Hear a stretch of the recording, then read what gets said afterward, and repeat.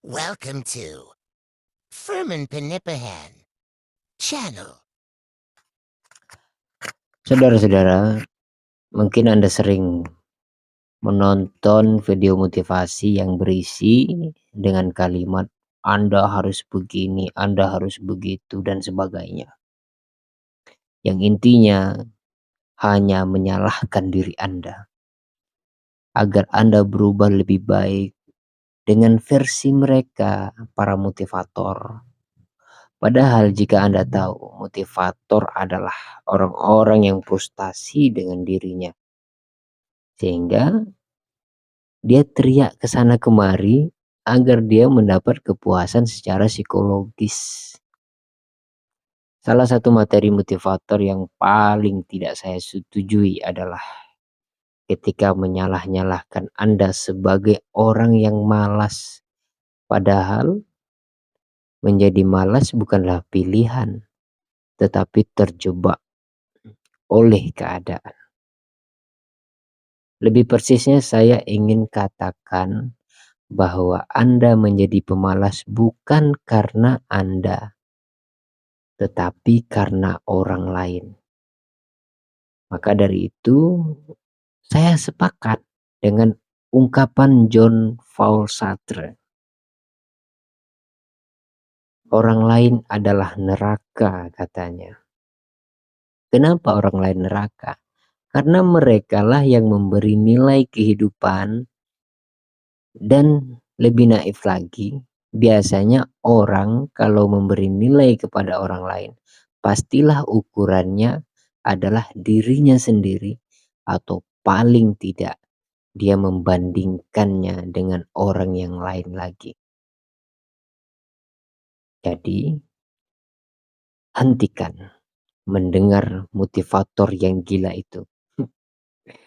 Kali ini saya akan memberi dalil filosofis kenapa Anda menjadi pemalas dan sebabnya adalah orang lain. Oleh karena pembahasan ini filosofis, saya akan mulai dengan mengutarakan konsep filsafatnya terlebih dahulu. Jadi begini konsepnya. Semua pembaca diskursus filsafat pasti sepakat jika saya sebut bahwa Plato dan Aristoteles adalah dua filosof raksasa, dalam pengertian bahwa banyak filosof setelahnya merujuk ke mereka gitu ya.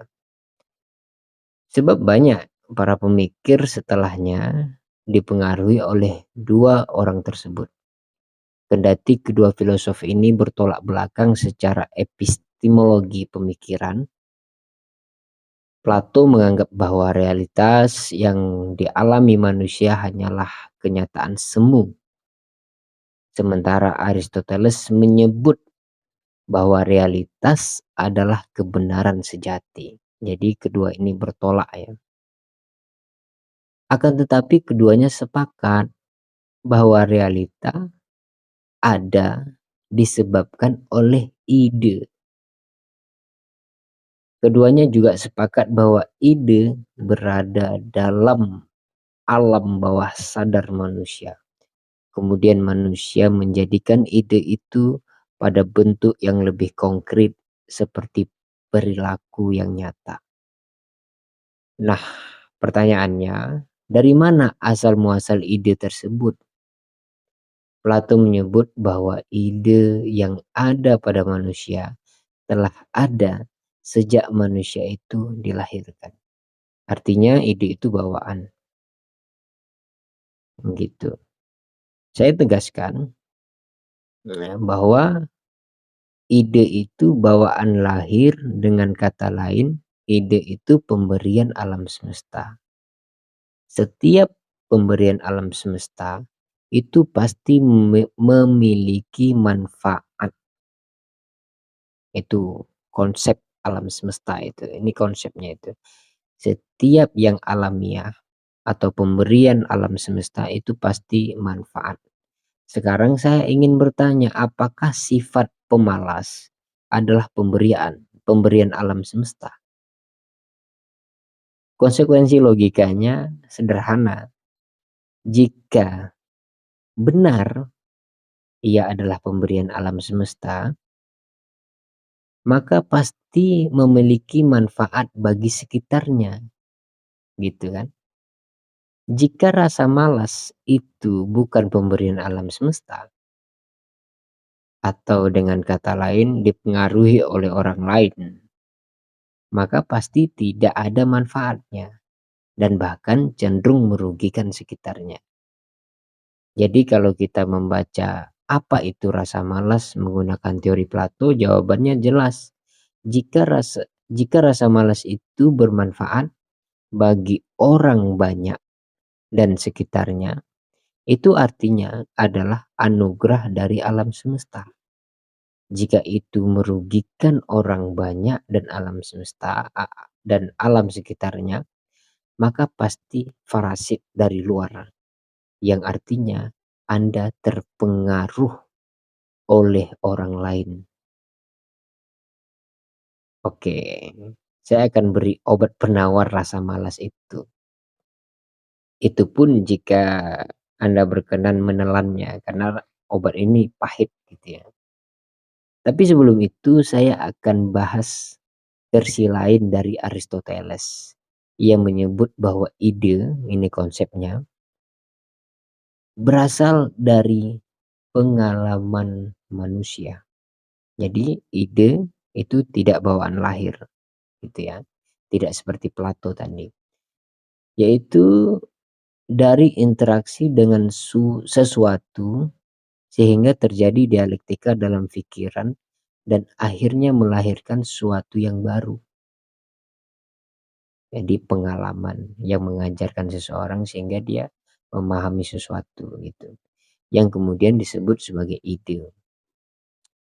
Dalam pemikiran Aristoteles kita hanya menemukan bahwa rasa malas ialah pengaruh dari luar. Namun rasa malas di dalam atau sebagai ide yang dimaksud oleh Aristoteles berbeda dengan yang disebabkan oleh pengalaman melihat si pemalas di dunia real. Sehingga malas yang diciptakan oleh setiap orang sebenarnya adalah kreativitas. Jadi malas itu kreativitas justru kalau menurut Aristoteles. Kenapa begitu? Karena malas yang kita lihat pada orang lain itu berbeda dengan malas yang kita keluarkan. Tidak persis sama gitu. Karena memang alam ini alamiah, dinamis gitu. Kita tidak bisa meniru sesuatu dengan plek gitu. Dan begitulah hukum realitas. Maka dari itu berdasarkan pemikiran Aristoteles ini, kita menyadari bahwa menjadi pemalas tidaklah alamiah. Dia pasti pantulan dari pengalaman. Dia adalah proses kreatif yang tidak boleh dihalangi. Bahkan rasa malas itu sebenarnya adalah hak bagi setiap manusia.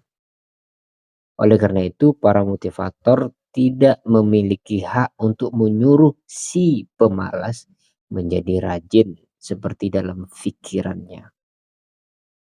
Urusannya apa? Dia nyuruh-nyuruh kan gitu kan ya. Oke, saudara sekalian, jika ada yang mengatakan bahwa menjadi pemalas adalah penghambat kesuksesan dari dan sebagainya itulah ya. Maka sadarilah bahwa sebenarnya menjadi pemalas tidaklah mudah karena butuh waktu dan butuh kecerdasan emosional yang tinggi. Jadi obatnya dari segala itu dan agar tidak terjebak lebih jauh lagi dari perangkap manusia sekitar Anda, maka Anda harus senantiasa sadar dengan apa yang Anda kerjakan. Meskipun itu hanya malas-malasan saja kerjanya gitu ya. Sadarlah bahwa Anda sedang malas atau Anda sedang memilih untuk malas. Jadi itu obatnya, yaitu sadar. Kita sedang malas karena itu pilihan. Malas itu juga tidak mudah. gitu. Kita tidak bisa meniru orang plek ketika kita melihat orang malas-malasan dan ketika kita malas-malasan, itu pasti berbeda. Dan sebenarnya menurut Aristoteles itu kreatif. Maka salam untuk para pemalas.